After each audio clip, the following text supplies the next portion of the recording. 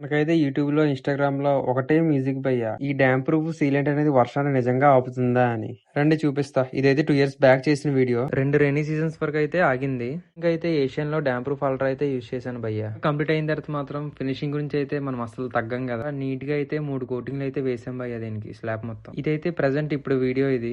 2 years తర్వాత video అనమాట. Slab అయితే మొత్తం అయితే డస్ట్ పట్టేసింది భయ్యా. అంతకుమించి ఒక్క పెచ్చి కూడా ఊడలేదనమాట. మొత్తం వాటర్ తో వాష్ చేసుకుంటే డస్ట్ మొత్తం పోతుంది. మళ్ళీ నార్మల్ అయిపోద్ది. దీనికైతే మనం డామ్ ప్రూఫ్ అల్ట్రా అయితే యూజ్ చేసాం భయ్యా. దీని మీద వాటర్ అయితే స్ప్రింకిల్ చేశాను. వాటర్ అయితే అసలు పీల్చుకోవట్లేదు. మొత్తం అలా వెళ్ళిపోతుంది డౌన్ ఎటుంటే అటువైపుకి. వాటర్ని అయితే మీద వేసి గోకి చూశాను భయ్య ఊడుతుందేమని. అసలు ఊడలేదు. ఎలా ఉంది అలాగే ఉంది. ఇంకో ప్లేస్ లో కూడా వాటర్ చేశాను భయ్య. అక్కడ కూడా నీట్ గానే ఉంది. వాటర్ లా క్లీన్ చేసుకుంటే సరిపోతుంది. ఇప్పుడైతే మనం క్రాక్స్ అయితే చూద్దాం. ఎలా ఉన్నాయో ఏందని వీటి కండిషన్ అనేది. క్రాక్స్ అయితే స్ట్రాంగ్ గానే ఉన్నాయి భయ్య. ప్రస్తుతానికి అయితే ఊడడం అటువంటిది ఏమీ లేదు. సీలెంట్ చాలా గట్టిగా అయితే పట్టుకుంది. చాలా మంది అంటారు పీల్ ఆఫ్ అయిపోద్ది వేస్ట్ వేసినా సరే అని. కానీ చాలా బాగుంది భయ్య. అసలు చాలా స్ట్రాంగ్ గా ఉంది. చూద్దాం ఇంకా ఎన్ని ఇయర్స్ ఆగుద్దాం. మీ డౌట్ అయితే క్లారిఫై అయింది అనుకుంటున్నాను భయ్య. అయితే కామెంట్ చేయండి. మళ్ళీ చెప్పవసరం లేదు అనుకుంటా భయ్య. ఫాలో కొట్టేయండి.